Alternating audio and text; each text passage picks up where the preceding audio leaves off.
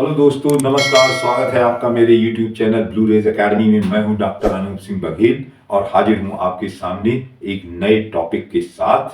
Topic का नाम है मैकेनिज्म ऑफ फोटोसिंथेसिस, प्रकाश संश्लेषण की क्रिया विधि।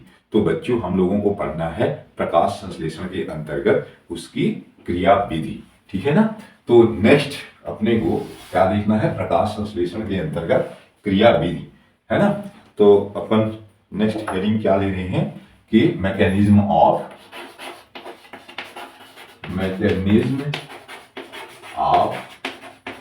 फोटोसिंथेसिस, प्रकाश संश्लेषण की क्रिया विधि, ठीक है।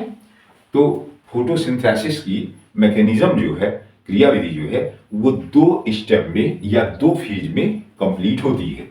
नंबर एक है, पहली फेज क्या है, लाइट रिएक्शन प्रकाश अपक्रिया। और नंबर दो है क्या, डार्क रिएक्शन, है ना, डार्क रिएक्शन, ठीक है।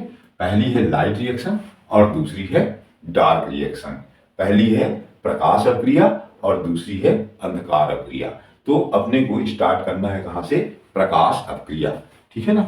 तो नेक्स्ट है, फर्स्ट क्या है, प्रकाश अपक्रिया। तो प्रकाश अपक्रिया इसको क्यों कहते हैं, इसके पहले कुछ नेम है, सिनोनिम्स थोड़ा देख लें। इसको क्या क्या कहते हैं, लाइट रिएक्शन को लाइट डिपेंडेंट फेज, है ना, लाइट डिपेंडेंट फेज, ठीक है। लाइट डिपेंडेंट फेज क्यों कहते हैं लाइट रिएक्शन को, क्योंकि यह पूरी तरह से सूर्य के प्रकाश पर निर्भर होती है। क्यों कहते हैं इसको बेटा, क्योंकि यह अभिक्रिया पूर्ण रूप से सनलाइट पर, सूर्य के प्रकाश पर, सनलाइट है ना, सनलाइट यानी सूर्य के प्रकाश पर निर्भर होती है, सूर्य के प्रकाश पर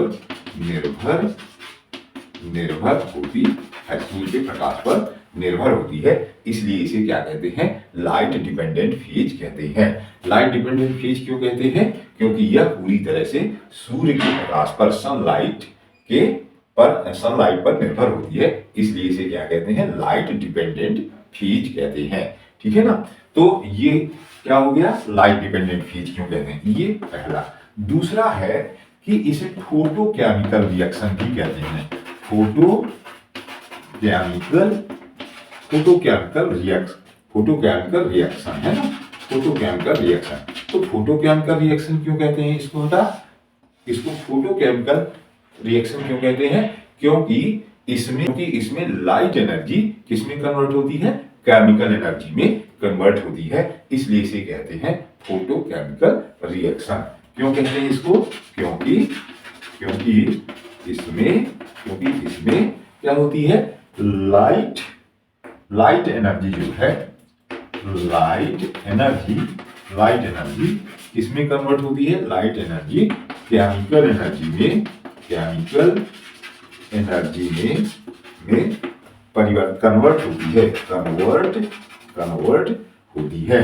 कन्वर्ट होती है ना। लाइट एनर्जी किसमें कन्वर्ट होती है, केमिकल एनर्जी में कन्वर्ट होती है या परिवर्तित होती है। इसलिए इसे क्या कहते हैं, फोटोकेमिकल रिएक्शन कहते हैं।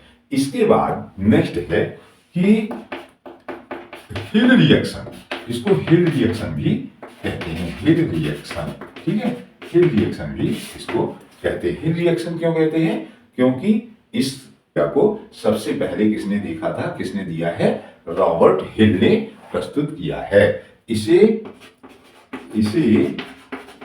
सबसे पहले रॉबर्ट हिल नाम के वैज्ञानिक ने क्या किया है, प्रपोज किया है। इसे सबसे पहले किसने किया है, रॉबर्ट हिल ने प्रपोज किया है, प्रस्तुत किया है। इसलिए इसे क्या कहते हैं, हिल रिएक्शन भी कहते हैं। नेक्स्ट है कि इसको एक और नाम है, महत्वपूर्ण नाम है, क्या है, फोटोफॉस्फोराइलेशन। लाइट रिएक्शन को और क्या कहते हैं बेटा? फोटोफास्फोराइलेशन। इसको फोटोफास्फोराइलेशन, फोटोफास्फोराइलेशन है ना, फोटोफास्फोराइलेशन। फोटोफास्फोराइलेशन क्यों कहते हैं इसको? फोटोफास्फोराइलेशन इसलिए कहते हैं कि लाइट की उपस्थिति में एडीपी और इनऑर्गेनिक फॉस्फेट मिलकर के एटीपी का निर्माण करते हैं, तब इसे कहते हैं फोटोफास्फोराइलेशन। फोटोफास्फोराइलेशन क्यों कहते हैं? क्योंकि इसमें प्रकाश की उपस्थिति में, प्रकाश मतलब सनलाइट, ठीक है, प्रकाश की उपस्थिति में क्या होता है बेटा? यहाँ पे मैंने क्या बताया कि एडीपी प्लस इनऑर्गेनिक फॉस्फेट से क्या बनता है? एटीपी का निर्माण होता है, है ना, एटीपी का निर्माण होता है। इसलिए इसे क्या कहते हैं? फोटोफास्फोराइलेशन। फोटोफास्फोराइलेशन क्यों कहते हैं? क्योंकि इसमें प्रकाश की उपस्थिति में एडीपी और इनऑर्गेनिक फॉस्फेट मिलकर क्या बनाते हैं? एटीपी का निर्माण करते हैं। इसलिए इसे क्या कहते हैं? फोटोफास्फोराइलेशन कहते हैं। ठीक है ना। नेक्स्ट क्या है कि यह क्लोरोप्लास्ट के ग्रैनम में होती है। क्लोरोप्लास्ट के ग्रैनम में होती है।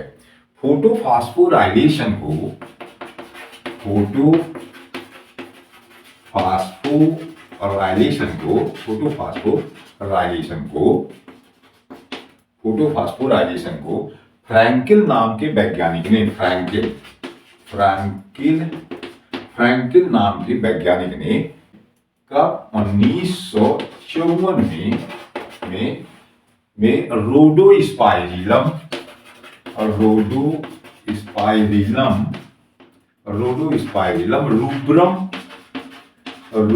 नामक बैक्टीरिया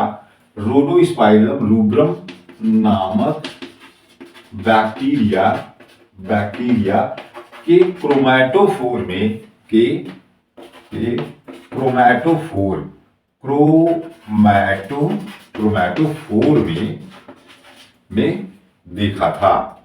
सबसे पहले फ्रैंकिल नाम के वैज्ञानिक ने 1954 में रोडोस्पाइरिलम रूब्रम नामक बैक्टीरिया के क्रोमैटोफोर में देखा था। रोडोस्पाइरिलम रूब्रम नामक बैक्टीरिया के क्रोमैटोफोर में फोटोफास्फोराइलेशन को किसने देखा था? फ्रैंकिल नाम के वैज्ञानिक ने देखा था। इसी प्रकार से प्लांट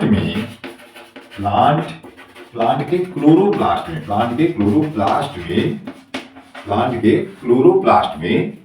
में आर्नोन नाम के वैज्ञानिक ने 1954 में ही किसको? फोटोफास्फोराइलेशन को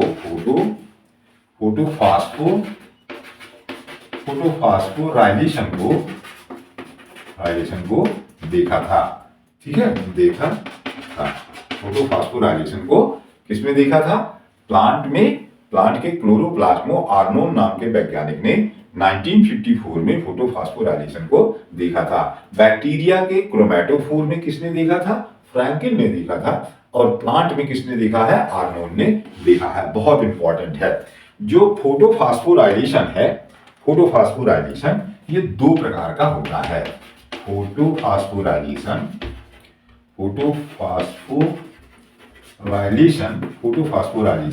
कितने प्रकार का होता है? 2 टाइप का होता है। 2 प्रकार का, 2 टाइप्स का होता है। 2 प्रकार का होता है। फोटोफास्फोराइलेशन 2 प्रकार का होता है। नंबर 1 है साइक्लिक फोटोफास्फोराइलेशन,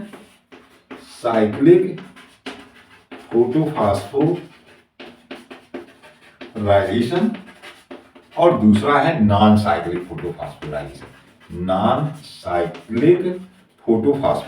ठीक है, फोटोफास्फोराइलेशन। ठीक है, साइक्लिक फोटोफास्फोराइलेशन, पहला साइक्लिक फोटोफास्फोराइलेशन और दूसरा है नॉन साइक्लिक फोटोफॉस्फोर। अपन देखें साइक्लिक फोटोफॉस्फोराइलेशन, ठीक है, साइक्लिक फोटोफॉस्फोराइलेशन, ठीक है, साइक्लिक फोटोफॉस्फोराइलेशन। साइक्लिक फोटोफॉस्फोराइलेशन क्या है? इसके इंपॉर्टेंट पॉइंट है कि यह 680 म्यूएम से अधिक वेवलेंथ की लाइट को एब्जॉर्ब करने पर काम करना शुरू कर देता है। यह 680 म्यूएम से अधिक तरंग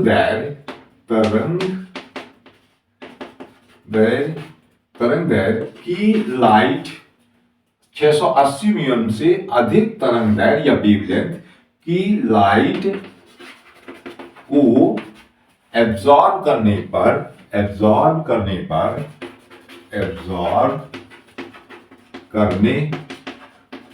काम करना शुरू कर देता है या ऑपरेट होने लगता है। वह एब्जॉर्ब करने पर कार्य करना प्रारंभ कर देता है। 680 म्यूएम से अधिक वेवलेंथ की लाइट को अवशोषित करने पर ये क्या हो जाता है? काम करना शुरू कर देता। कौन सा? साइक्लिक फोटोफॉस्फोराइलेशन स्टार्ट हो जाता है, ठीक है ना। इसके बाद इसमें केवल पिगमेंट सिस्टम फर्स्ट भाग लेता है। इसमें केवल पीएस फर्स्ट भाग लेता है। इसमें केवल पीएस फर्स्ट भाग लेता है, ठीक है ना। नेक्स्ट है कि अगला पॉइंट है कि इसका reaction centre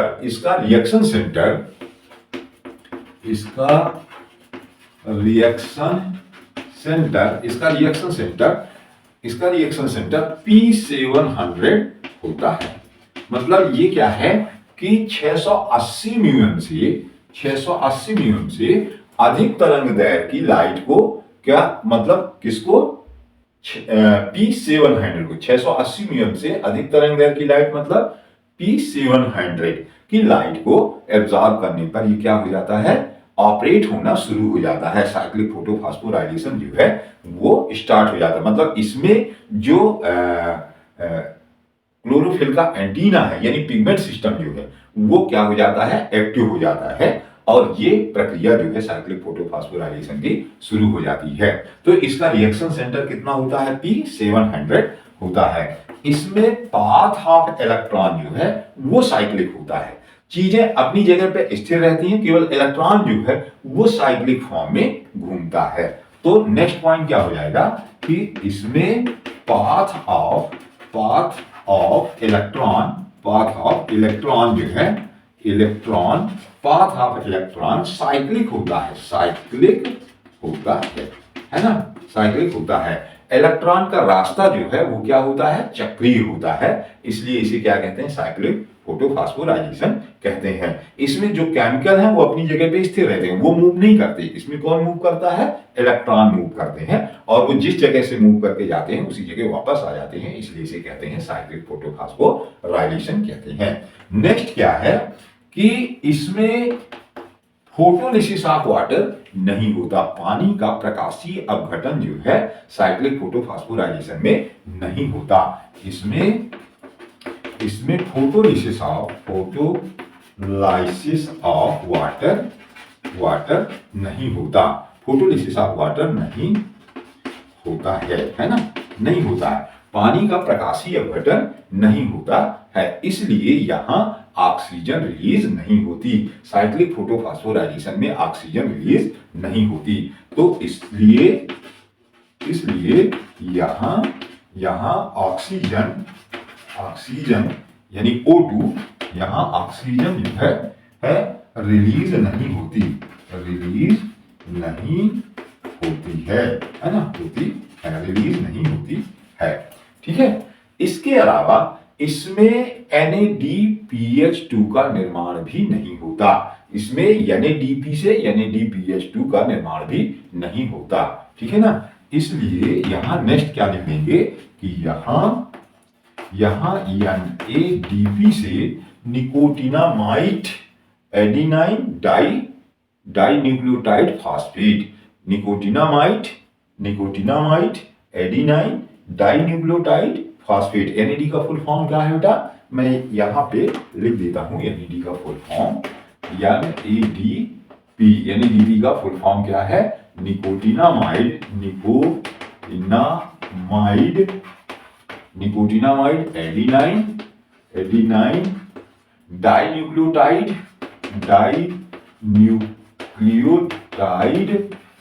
nicotinamide adenine dinucleotide phosphate. ठीक है, ये किसका नाम है, NADP का। NADP का फुल फॉर्म क्या है, निकोटिनामाइड एडिनाइन डाइन्यूक्लियोटाइड फॉस्फेट। ठीक है ना, तो ये NADP का फुल फॉर्म है। तो यहां क्या होता है कि NADP से NADPH2 का निर्माण नहीं होता है। ठीक है ना, नहीं होता है। तो क्यों नहीं होता है, ये एक्चुअल में क्या है कि NADP क्या है, स्ट्रॉन्ग रिडक्टेंट है, जो क्या कर देता है, रिड्यूस होकर के और NADPH2 बना देता है। तो NADPH2 क्यों बनते होंगे, ये क्या होता है, जब डार्क रिएक्शन होगी तो वहां ये उपयोग होंगे। ठीक है ना, तो साइक्लिक फोटोफॉस्फोराइलेशन में NADPH2 का निर्माण नहीं होता। क्यों नहीं होता NADPH2 का निर्माण है, क्योंकि यहाँ पानी का क्या नहीं होता है, फोटोलिसिस नहीं होती, पानी यहां नहीं टूटता है, तो ऑक्सीजन नहीं निकलती, क्योंकि पानी के टूटने से क्या बनता है, ऑक्सीजन और हाइड्रोजन। तो हाइड्रोजन यहाँ पे क्या है, नहीं बनता। यदि हाइड्रोजन बनता है तो ये NADPH2 बनता है ना, तो NADP से हाइड्रोजन जुड़ जाता तो NADPH2 बनता। तो यहाँ क्या है कि पानी का फोटोलिसिस नहीं होता, इसलिए जो है क्या नहीं होता है, नहीं बनता है, हाइड्रोजन नहीं बनता तो NADP जो है NADPH2 में कन्वर्ट नहीं होता। ठीक है ना, तो ये साइक्लिक फोटोफॉस्फोराइलेशन के कुछ इंपॉर्टेंट कैरेक्टर हैं। नेक्स्ट, तो यहां एक चीज और अपने ही पे देख लें कि ये जो है, ये होता है क्लोरोफिल का एंटीना। यहां होता है PS फर्स्ट भाग लेता है, और PS फर्स्ट जो है वो कितना है, इसका रिएक्शन सेक्टर P700। ठीक है, तो ये कहलाता है, क्या कहलाता है, ये कहलाता है क्लोरोफिल एंटीना। PS फर्स्ट का ये क्या है, क्लोरोफिल एंटीना। यहां पे मैं लिख देता हूं, ये क्या है, क्लोरोफिल एंटीना। तो ये क्या है, क्लोरोफिल एंटीना है। ठीक, मतलब कि ये, इसमें मैं थोड़ा सा आपको यहां पे बता दूं कि PS फर्स्ट कंप्राइसेस, मतलब PS फर्स्ट बना होता है, किसका बना होता है, क्लोरोफिल ए के 200 से 400 मॉलिक्यूल होते हैं, जो क्या बनाते हैं, क्लोरोफिल का एंटीना बनाते हैं। 200 से 400, क्लोरोफिल ए के 200 से 400 मॉलिक्यूल क्या बनाते हैं, क्लोरोफिल एंटीना बनाते हैं। क्लोरोफिल का एंटीना कौन बनाता है, क्लोरोफिल ए के 200 से 400 मॉलिक्यूल होते हैं। दूसरी चीज क्या होती है, P700, ये क्या है, ये क्लोरोफिल ए का एक विशेष मॉलिक्यूल है। क्लोरोफिल के 200 से 400 मॉलिक्यूल हैं, उनमें से ये क्लोरोफिल ए का एक स्पेशल मॉलिक्यूल है। क्लोरोफिल ए का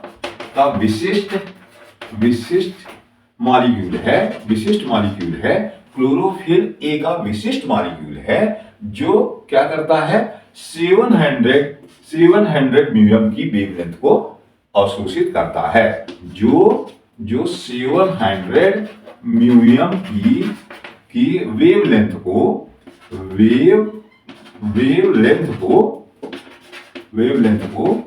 को एब्जॉर्ब करता है ना, एब्जॉर्ब करता है।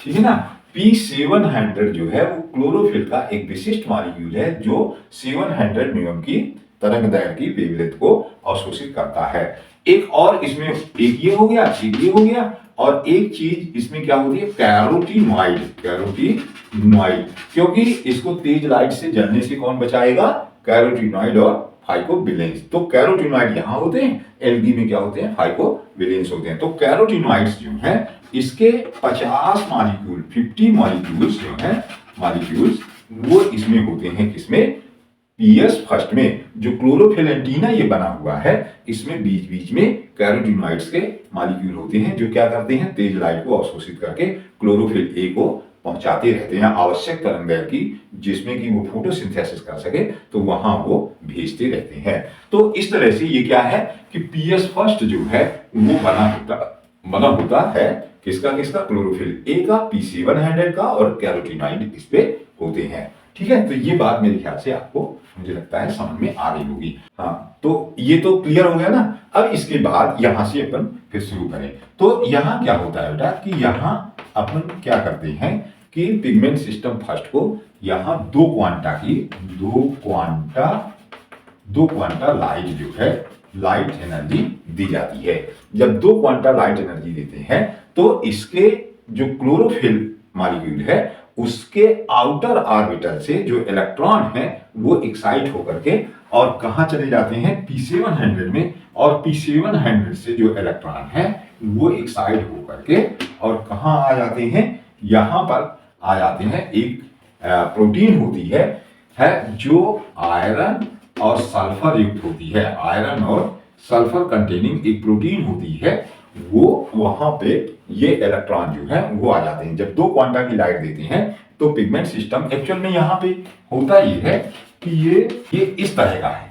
ठीक है, इस तरह से ये जो स्ट्रक्चर अपन ने बनाया है वो दरअसल में इस तरह से है। ये क्या है, ये वाला है P700, ये जो है P700। अब जब आप यहां से लाइट देते हो तो क्या होता है कि इसके यहां से इलेक्ट्रॉन एक्साइट होके इसमें जाता है और इससे होकर के इसको जाता है। यहां से ऐसे जो है इलेक्ट्रॉन जो है वो आगे बढ़ते रहते हैं और फाइनली P700 से इलेक्ट्रॉन जो है वो क्या हो जाता है एक्साइट होकर के बाहर निकल जाता है। और वो जब वहां से बाहर निकलता है तो कहां आ जाता है इलेक्ट्रॉन, एक प्रोटीन है जो कि आयरन और सल्फर एक प्रोटीन है, वहां आ जाते हैं ये इलेक्ट्रॉन एक्साइट होकर के। और वहां से क्या होता है कि ये इलेक्ट्रॉन कुछ एनर्जी को, ये इसकी मैक्सिमम हाइट है जहां तक कि ये इलेक्ट्रॉन यहां तक पहुंच सकता है, फिर ये कुछ एनर्जी को लॉस करता है तो वो क्या होता है कि वो नीचे आता है। जैसे आप क्या करते हो कि यदि आप फुटबॉल खेलते हो तो यदि उस पर पैर मारते हो तो फुटबॉल क्या होता है, जब तक उस पर एनर्जी लगी रहती है तो वो मैक्सिमम हाइट तक जाता है,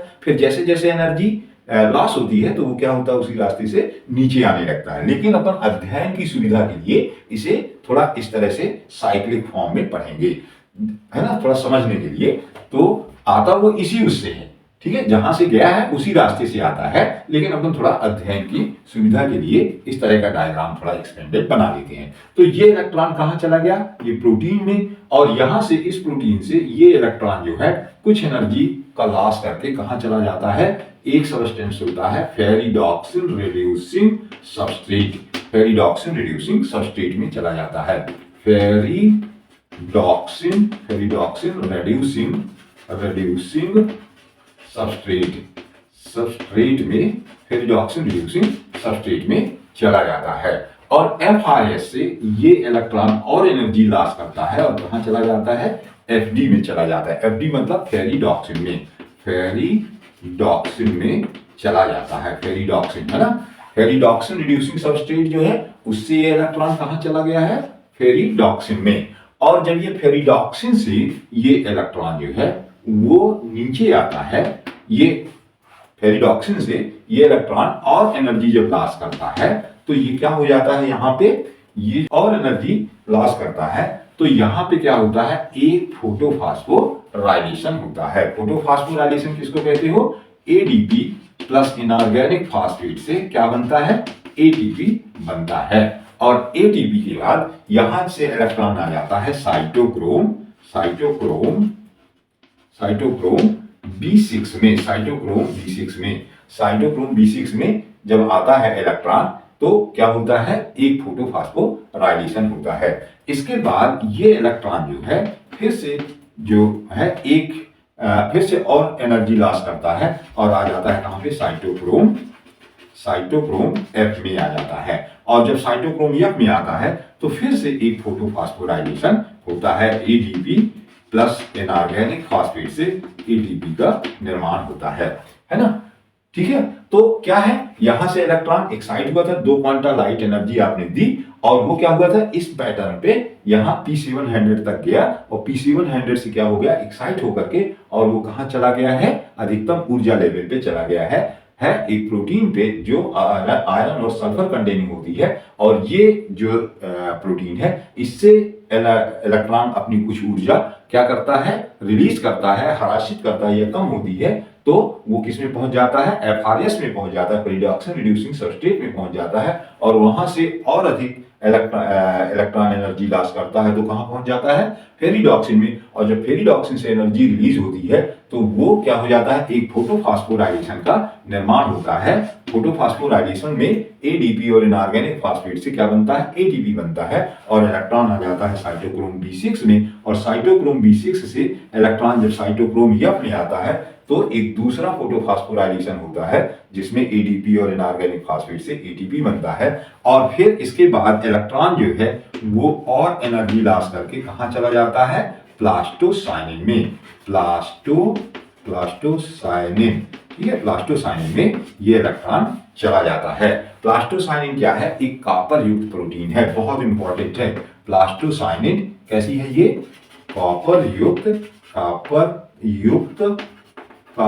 प्रोटीन है, ठीक है, कॉपर युक्त प्रोटीन है, ठीक है, कॉपर युक्त प्रोटीन है। प्लास्टोसाइनिन बहुत इंपॉर्टेंट है, ठीक है। और यहां से ये इलेक्ट्रॉन जो है जिस जगह से बाहर निकले थे वो क्या हो गए हैं, वहां फिर जाकर के इसको क्या कर देते हैं, रिड्यूस्ड कर देते हैं, ठीक है ना, इसको जो है रिड्यूस्ड कर देते हैं। जब इलेक्ट्रॉन निकलता है तो ऑक्सीडेशन, और जब जुड़ता है तो रिडक्शन, ठीक है। तो ये फिर से हो गया, यहाँ इलेक्ट्रॉन अपनी जगह पे पहुंच गया। आप जब फिर से 2 क्वांटा की लाइट देंगे तो ये फिर क्या होगा कि यहां से इस मैटर पे चला जाएगा। तो ये इस तरह से क्या होता है, ये एक साइक्लिक पैटर्न बनता है, इसलिए इसे कहते हैं साइक्लिक फोटोफॉस्फोराइलेशन, ठीक है ना, इसको क्या कहते हैं, साइक्लिक फोटोफॉस्फोराइलेशन कहते हैं, ठीक है। तो इस तरह से ये हो गया साइक्लिक फोटोफॉस्फोराइलेशन, ठीक है। इसमें एक बार मैं आपको फिर से बता दूं कि ये क्या है, पिगमेंट सिस्टम फर्स्ट है। पिगमेंट सिस्टम फर्स्ट किसका बना हुआ है, क्लोरोफिल का एंटीना फॉर्म करता है। क्लोरोफिल एंटीना में क्या होते हैं, 200 से 400 मॉलिक्यूल क्लोरोफिल ए के होते हैं। रिएक्शन सेंटर इसका P700 होता है, और इसमें कैरोटीनॉइड के बीच बीच में 50 मॉलिक्यूल्स होते हैं, 50 मॉलिक्यूल होते हैं, जो कि तेज लाइट को अपने में अवशोषित करके और क्या करते हैं, यूजुअल रेंज की लाइट को क्लोरोफिल ए को पहुंचाते हैं, और क्लोरोफिल ए जो है वो अपना वर्क परफॉर्म करता है। और फिर जब इसको 2 क्वांटा की लाइट देते हैं तो इलेक्ट्रॉन एक्साइट होकर के कहां चले जाते हैं, एक प्रोटीन में जो कि आयरन और सल्फर कंटेनिंग है, वो वहां से फिर इलेक्ट्रॉन एनर्जी लॉस करते हैं, कहां चले जाते हैं, एफआरएस में, और एफआरएस से कहां जाते हैं, एफडी में, और एफडी से साइटोक्रोम B6 में आते हैं। जब साइटोक्रोम B6 में आते हैं तो एक फोटोफॉस्फोराइलेशन होता है, अर्थात एडीपी और इनऑर्गेनिक फॉस्फेट से एटीपी का निर्माण होता है। और फिर साइटोक्रोम B6 से जब इलेक्ट्रॉन साइटोक्रोम F में आते हैं तो एक दूसरा फोटोफॉस्फोराइलेशन होता है। मतलब कि साइक्लिक फोटोफॉस्फोराइलेशन में दो जगह एटीपी का निर्माण होता है। एटीपी का निर्माण 2 स्टेप्स में होता है। मतलब क्या कह सकते हो कि एटीपी निर्माण साइक्लिक फोटोफॉस्फोराइलेशन में, साइक्लिक फोटोफॉस्फोराइलेशन में, साइक्लिक फोटोफॉस्फोराइलेशन में 2 स्टेप में, दो स्टेप्स में एटीपी फॉर्म होते हैं, ठीक है, 2 एटीपी का निर्माण होता है, ठीक है। पहला एटीपी कहां पे बनता है, नंबर 1 बनता है किसमें, एफडी से साइटोक्रोम B6 में, एफडी से साइटोक्रोम B6 में बराबर 1 एटीपी है ना।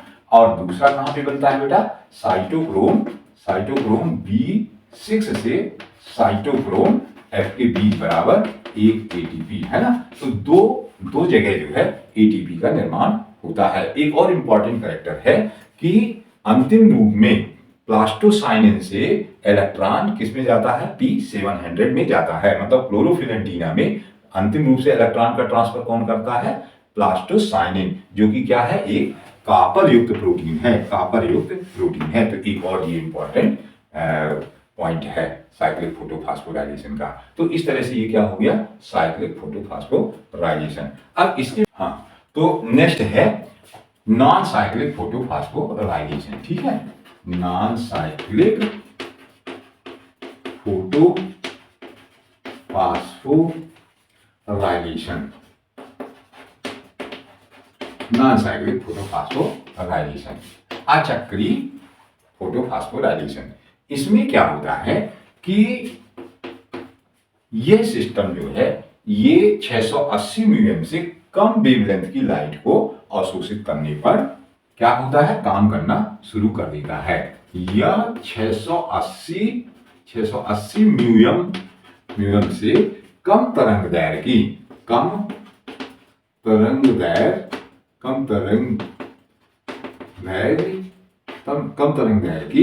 लाइट को अवशोषित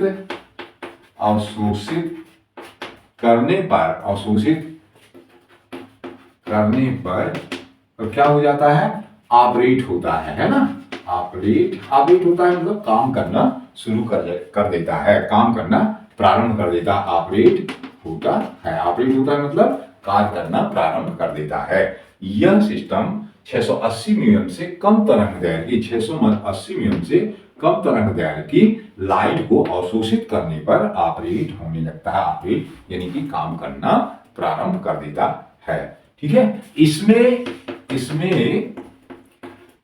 PS first and PS second simultaneously work करते हैं, साथ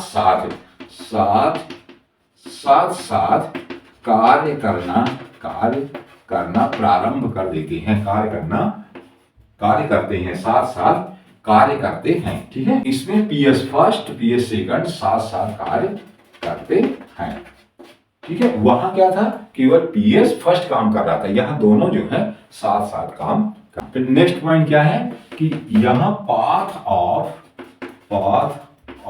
इलेक्ट्रॉन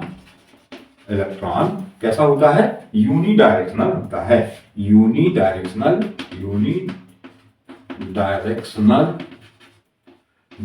होता है।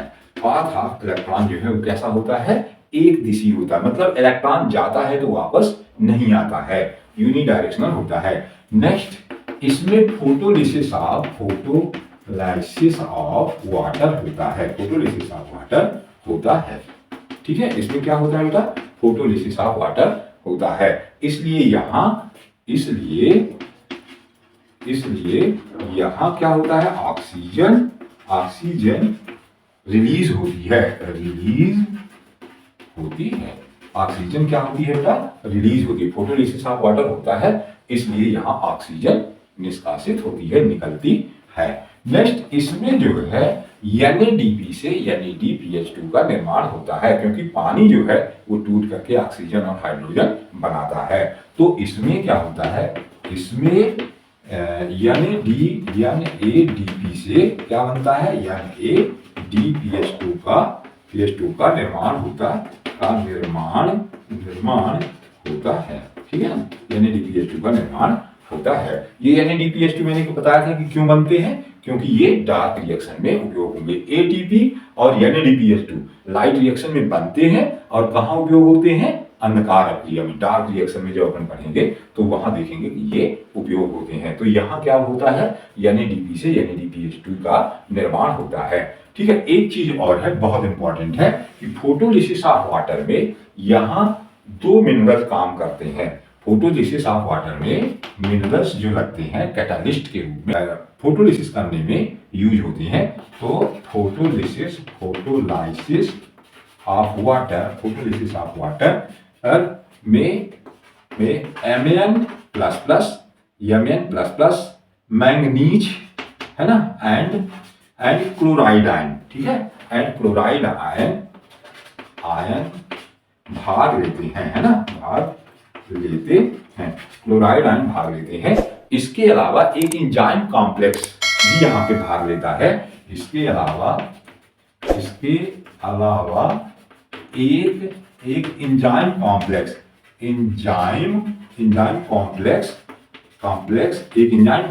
भी भाग लेता है, भाग लेता है, एक एंजाइम कॉम्प्लेक्स भी भाग लेता है, जिसे क्या कहते हैं, जिसे SN state enzyme complex, SN state कहते हैं, ठीक है, कहते हैं, जिसे एसएन स्टेट एंजाइम कॉम्प्लेक्स कहते हैं, ठीक है। State SN state enzyme complex SN state enzyme complex 7 enzyme से मिलकर के बना होता है। एंजाइम कॉम्प्लेक्स है ना, तो ये क्या है, 7 यानी 7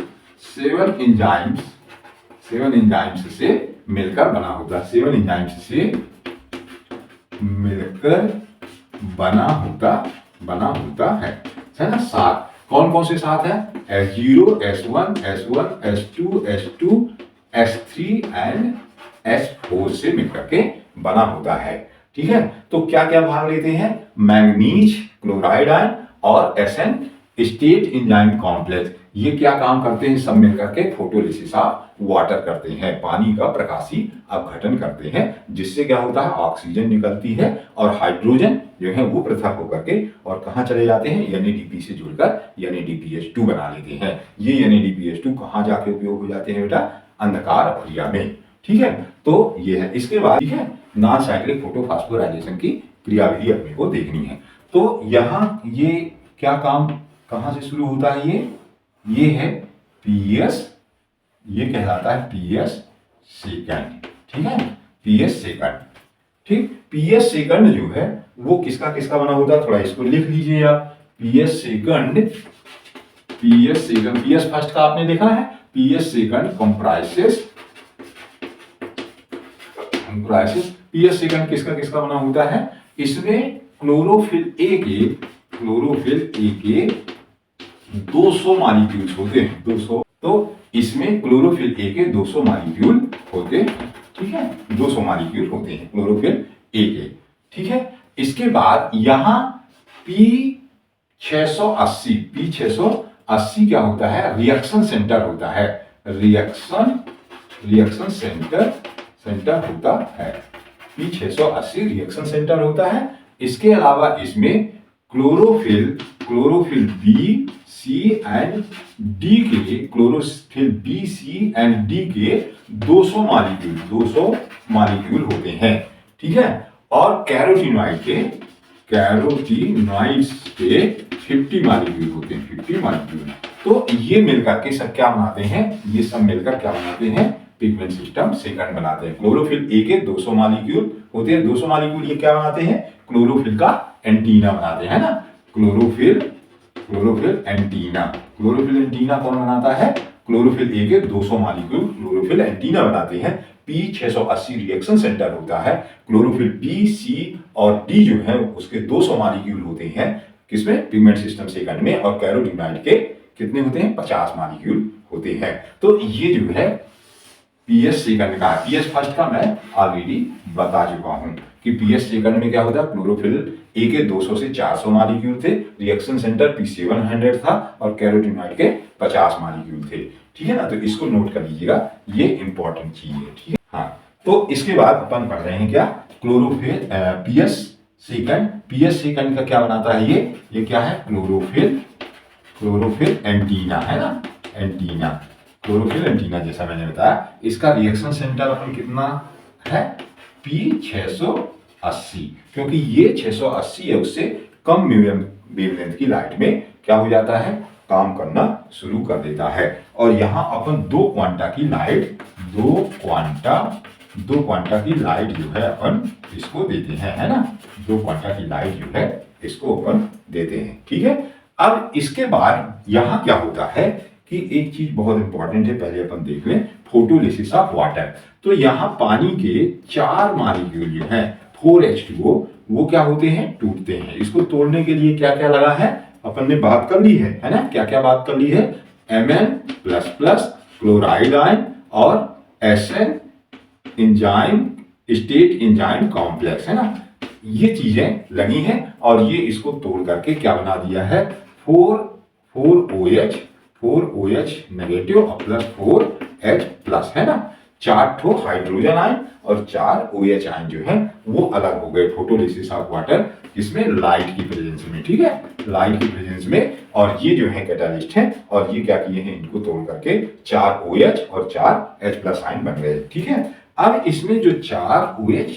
है इसमें से क्या हो जाएगा कि 4 इलेक्ट्रॉन इससे निकल करके और कहां चले जाएंगे, P680 में। यहाँ पे 4 इलेक्ट्रॉन जो हैं वो कहां चले गए, इससे निकल करके बेटा चले गए हैं P680 में। और यहाँ क्या बन गया है, 2H2O, तो 2 ऑक्सीजन ये हो गए और प्लस O2। तो ये फोटोसिंथेसिस में जो ऑक्सीजन निकलती है और जो H2O बाई प्रोडक्ट के रूप में निकलता है वो ये वाले H2O और O2 है, ठीक है ना। एक बार इसको फिर से समझ लीजिए कि 4 H2O मॉलिक्यूल जो है वो लाइट की उपस्थिति में क्या होते हैं, इनका फोटोलिसिस होता है। और कौन से आयन लगते हैं कैटालिस्ट के रूप में, ये लगते हैं Mn++ और क्लोराइड आयन और SN स्टेट एंजाइम कॉम्प्लेक्स, है ना, अपन ने पढ़ लिया है। ये टूट करके क्या बनाते हैं, 4 OH नेगेटिव आयन और 4 H+ आयन बनाते हैं। और ये OH आयन से जो है 4 इलेक्ट्रॉन जो है वो निकल करके किस में चले जाते हैं, P680 में। एक्चुअल में ये इलेक्ट्रॉन को निकाल करके और इसमें ट्रांसफर करने का काम जो है वो कौन करता है, क्लोराइड आयन करता है,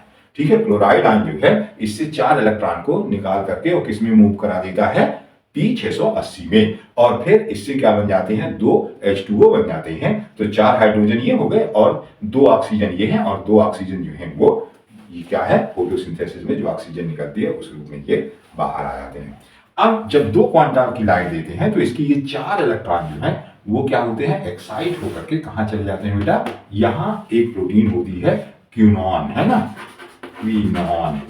तो क्यूनॉन में ये चारों इलेक्ट्रॉन जो हैं वो एक्साइट होकर के चले जाते हैं कहां पे, क्यूनॉन में, ठीक है। अब क्यूनॉन से जब ये क्या करते हैं, एनर्जी रिलीज करते हैं या एनर्जी इनकी नीचे आते हैं, घटती है, तो ये वहां से कहां चले जाते हैं, चारों इलेक्ट्रॉन साइटोक्रोम B559 में, B559 में ये चले जाते हैं, चारों इलेक्ट्रॉन जो हैं ये कहां आ जाते हैं, साइटोक्रोम B559 में आ जाते हैं। और वहां से ये और एनर्जी लॉस करते हैं और ये 4 इलेक्ट्रॉन जो है इनकी और एनर्जी जब लॉस होती है तो वहां से ये आ जाते हैं कहां पे, PQ में। PQ का मतलब है प्लास्टोक्यूनॉन, ठीक है, प्लास्टोक्यूनॉन में ये आ जाते हैं, ठीक है। और प्लास्टोक्यूनॉन से जब ये फिर से इनकी और एनर्जी लॉस होती है तो ये चारों इलेक्ट्रॉन जो हैं ये एनर्जी लॉस करके और ADP प्लस इनऑर्गेनिक फास्फेट से क्या बना देते हैं, ATP का निर्माण कर देते हैं। मतलब यहाँ क्या हो जाता है, फोटोफॉस्फोराइलेशन हो जाता है और ये इलेक्ट्रॉन आ जाते हैं साइटोक्रोम F में आ जाते हैं। ये कहाँ आ जाते हैं बेटा, इलेक्ट्रॉन आ जाते हैं साइटोक्रोम F में आ जाते हैं। और फिर साइटोक्रोम F से जब और एनर्जी का लॉस होता है इनका तो ये चारों इलेक्ट्रॉन जो है ये आ जाते हैं प्लास्टोसाइनिन में, ठीक है, प्लास्टोसाइनिन। और प्लास्टोसाइनिन को आपने PC से रिप्रेजेंट किया था। अब ये प्लास्टोसाइनिन से ये चारों इलेक्ट्रॉन जो है वो कहाँ ट्रांसफर हो जाते हैं, पिगमेंट सिस्टम फर्स्ट में, है ना। तो यहाँ क्या होता है बेटा, यहाँ होता है पिगमेंट सिस्टम फर्स्ट होता है। और पिगमेंट सिस्टम फर्स्ट का रिएक्शन सेंटर कितना है बेटा, P700। तो ये कहाँ आ जाते हैं, रिएक्शन सेंटर P7 में आ जाती हैं, पिगमेंट सिस्टम फर्स्ट में। और जब यहाँ आती हैं तो फिर आप इनको 2 क्वांटा की लाइट फिर इनको आवश्यकता होती है, 2 क्वांटा लाइट फिर आवश्यकता होती है। तो आप इनको क्या करते हो, फिर से इनको 2 क्वांटा लाइट जब देते हो तो ये चारों इलेक्ट्रॉन जो है ये क्या होते हैं, इसको ये यहाँ से ये चारों इलेक्ट्रॉन एक्साइट होकर के और फिर कहाँ चले जाते हैं, आयरन और सल्फर कंटेनिंग प्रोटीन में चले जाते हैं। जैसा कि आपने पिगमेंट सिस्टम फर्स्ट में ये साइक्लिक फोटोफॉस्फोराइलेशन में पढ़ा था। तो वहां ये चारों इलेक्ट्रॉन चले जाते हैं। अब वहां से ये चारों इलेक्ट्रॉन जो हैं तो वो क्या करते हैं, कहाँ चले जाते हैं बेटा, FRS में, फेरिडॉक्सिल रिड्यूसिंग सबस्ट्रेट में चले जाते हैं, है ना। अपन ने पिगमेंट सिस्टम फर्स्ट में ये पढ़ा है, फेरिडॉक्सिल रिड्यूसिंग सबस्ट्रेट में ये चारों इलेक्ट्रॉन चले जाते हैं। इसके बाद ये चारों इलेक्ट्रॉन जो हैं ये फिर कहाँ चले जाते हैं, FD में, चारों इलेक्ट्रॉन कहाँ चले जाते हैं, Fd में चले जाते हैं। ठीक है, यहां से ये क्या होता है कि ये चारों इलेक्ट्रॉन जो है आ जाते हैं कहाँ, यहाँ जाते हैं Fd के पास। और यहाँ कितना बना था बेटा, यहाँ पे बने थे 4H+। तो ये चारों जो हाइड्रोजन आयन हैं ये कहाँ आ जाते हैं, यहाँ से यहाँ आ जाते हैं, ये प्लस हो जाता है 4H+। ठीक है, हाइड्रोजन जो है उसके नाभिक में इलेक्ट्रॉन और प्रोटॉन होते हैं। तो ये 4 इलेक्ट्रॉन इधर से आ गए और 4 प्रोटॉन ये हो गए, तो हाइड्रोजन जो है 4 हाइड्रोजन क्या हो गया, कंप्लीट हो गया है ना, 4 हाइड्रोजन कंप्लीट हो गया। और यहाँ क्या होता है कि NADP जो है यहाँ पे मिलता है और NADPH2 का निर्माण हो जाता है, यानी D2H2 का निर्माण हो जाता है। तो 4 हाइड्रोजन है तो 2 NADP लगेंगे और 2 NADPH2 निकल जाते हैं। तो इस तरह से क्या है कि ये क्या हो जाती है, नॉन साइक्लिक फोटोफॉस्फोराइलेशन हो जाता है। ठीक है ना, इसको देखिए ये क्या है, जेड के जैसा है, जेड जैसा बना है। तो कई बार नॉन साइक्लिक फोटोफॉस्फोराइलेशन को क्या कहते हैं, जेड स्कीम भी कहते हैं। नॉन फोटोफॉस्फोराइलेशन को क्या कहते हैं, जेड स्कीम, है ना, जेड स्कीम भी इसी को कहते हैं। जेड स्कीम आए तो भी यही है, electron transport system in chloroplast आए तो भी यही है, और नॉन साइक्लिक फोटोफॉस्फोराइलेशन आए तो भी यही है। एक्चुअल में क्या है कि अध्ययन की सुविधा के लिए अपन साइक्लिक और नॉन साइक्लिक फोटोफॉस्फोराइलेशन में डिफरेंशिएट कर लेते हैं। वास्तव में होता यह है कि आप इसको पहले एक बार ठीक से क्लियर कर लीजिए, फिर इसी में देखते हैं कि साइक्लिक फोटोफॉस्फोराइलेशन कैसे होता है इसमें। ठीक है, एक बार मैं आपको ये क्लियरली फिर से बता दूं कि इसमें क्या होता है कि पिगमेंट सिस्टम फर्स्ट जो सेकंड और फर्स्ट दोनों साथ साथ काम करते हैं। तो पिगमेंट सिस्टम सेकंड जो है या क्लोरोफिलेंटीना इसका जो है उसका रिएक्शन सेंटर कितना है, 680 है। 680 या इससे कम वेवलेंथ में ये काम करना शुरू करता है।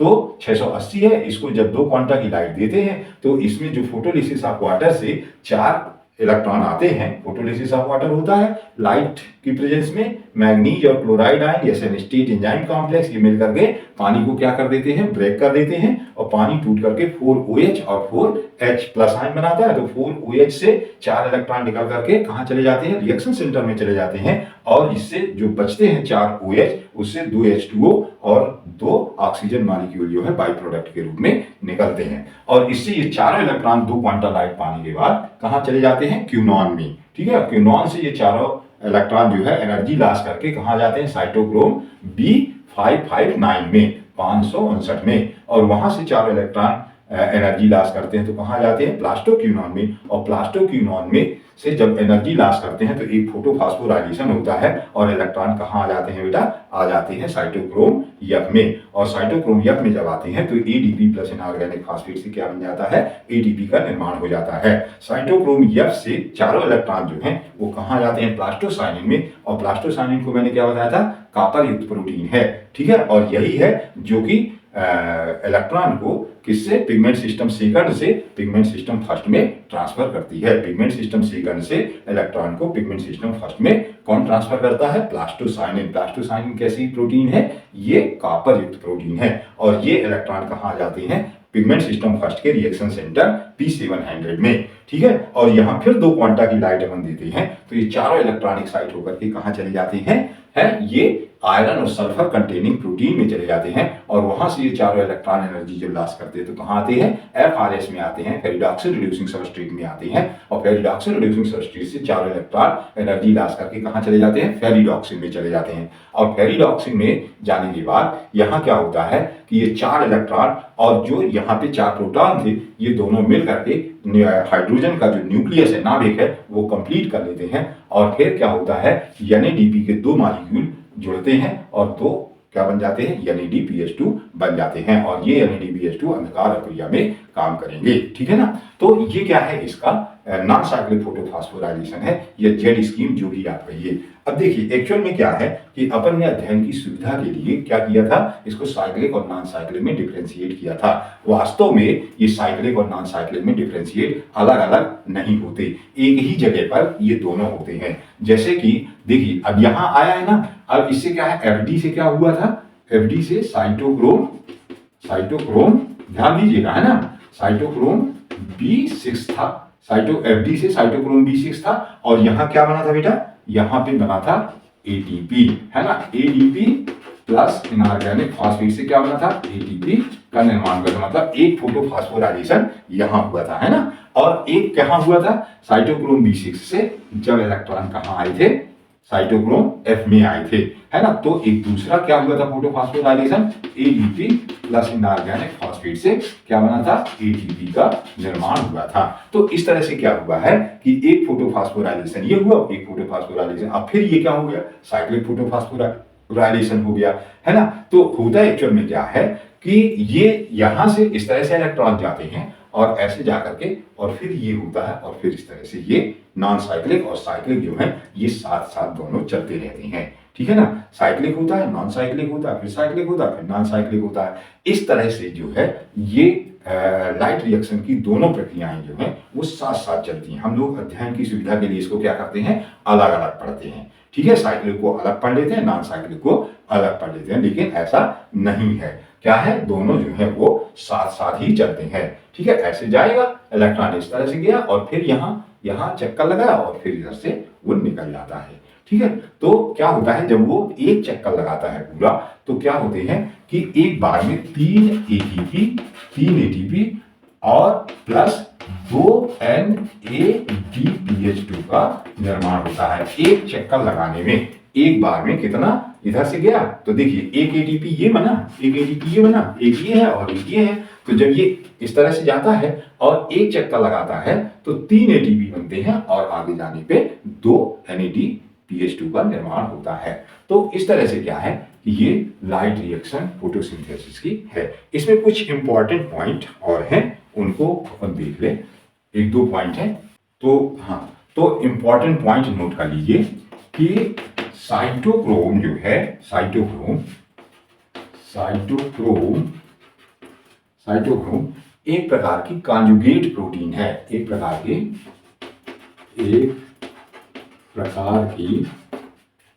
कॉन्जुगेट प्रोटीन है, साइटोक्रोम जो अपन ने पढ़ा, साइटोक्रोम बीच में आया ना, तो साइटोक्रोम एक प्रकार की कौन सी प्रोटीन है, कॉन्जुगेट प्रोटीन है जो इलेक्ट्रॉन ट्रांसफर करती है। कॉन्जुगेट प्रोटीन है जो इलेक्ट्रॉन ट्रांसफर करती है, इलेक्ट्रॉन ट्रांसफर करती है। कॉन्जुगेट प्रोटीन है जो इलेक्ट्रॉन स्थानांतरण करती है, ठीक है। इसमें क्या होता है, इसमें होता है एक पोर फायरिंग ग्रुप होता है साइटोक्रोम में,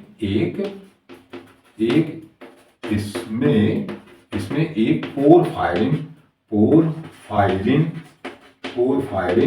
ग्रुप होता है। पोर फायरिंग ग्रुप को क्या कहते हैं, पोर फायरिंग ग्रुप को हीम ग्रुप भी कहते हैं, हीम ग्रुप, ठीक है, हीम ग्रुप। इसमें एक पोर फायरिंग ग्रुप होता है या हीम ग्रुप होता है, ठीक है, हीम ग्रुप होता है, ठीक है। इसे मैकमन ने 1866 में, इसे मैकमन ने 1866 में डिस्कवर किया था, इसे मैकमन ने 1866 में खोजा था और हिस्टोहीमैटिन नाम रखा था, और इसका नाम हिस्टोहीमैटिन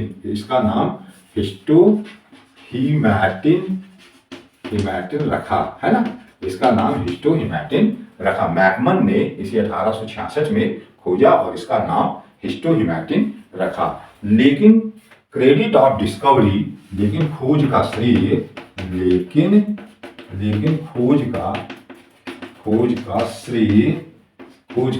जो है, क्रेडिट ऑफ डिस्कवरी डी केलिन को जाता है, KEILIN, डी केलिन को जाता है। खोज का श्रेय डी केलिन को जाता है। और इसी ने क्या किया है, इसी ने साइटोक्रोम नाम दिया है,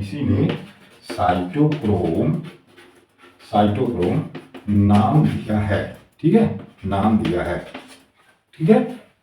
लेकिन खोज का श्रेय डी कीलिन को जाता है और इसी ने इसका नाम दिया है साइटोक्रोम। नाम किसने दिया है? डी कीलिन ने दिया है कि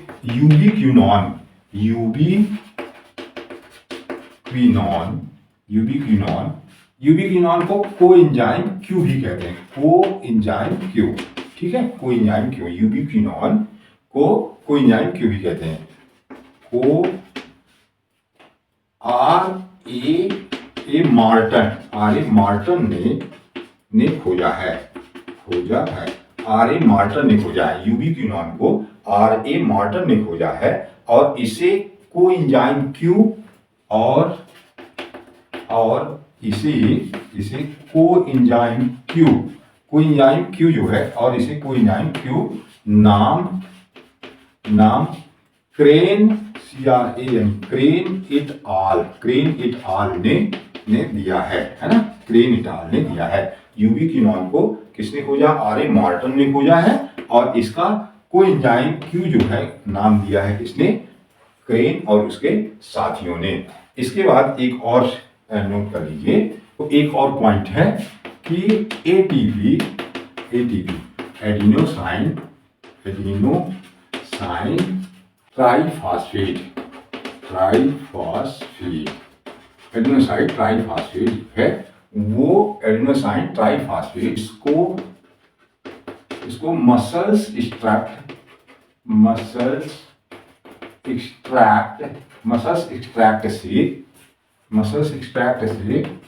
से फिस्क फिस्क एंड सुब्बाराव सुब्बाराव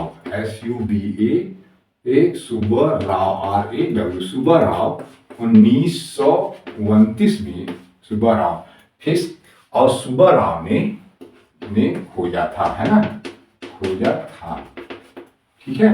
लेकिन खोज का श्रेय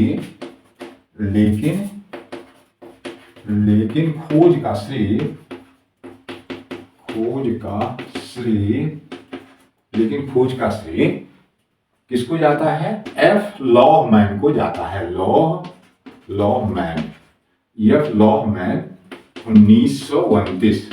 लेकिन खोज का श्रेय एफ लॉहमैन को जाता है और इसी ने एफ लॉहमैन ने ही और इसी ने क्या किया है? स्ट्रक्चर ऑफ एटीपी भी दिया है, एटीपी की संरचना भी इसी ने दिया है, ठीक है ना। एटीपी एडिनोसाइन ट्राइफॉस्फेट को मसल्स एक्सट्रैक्ट से किसने खोजा है? फिस्क और सुब्बाराव ने 1929 में खोजा है। लेकिन खोज का श्रेय किसको जाता है? एफ लॉहमैन को जाता है और इसी ने एटीपी की संरचना दी है। तो यदि डिस्कवरी आती है कि किसने खोजा है एटीपी को, तो खोजा है किसने? एफ लॉहमैन ने। तो आज की वीडियो यहीं तक। यदि आपको वीडियो पसंद आई हो तो सब्सक्राइब, लाइक और शेयर करना न भूलिए, जिससे कि अन्य छात्रों का भी भला हो। धन्यवाद।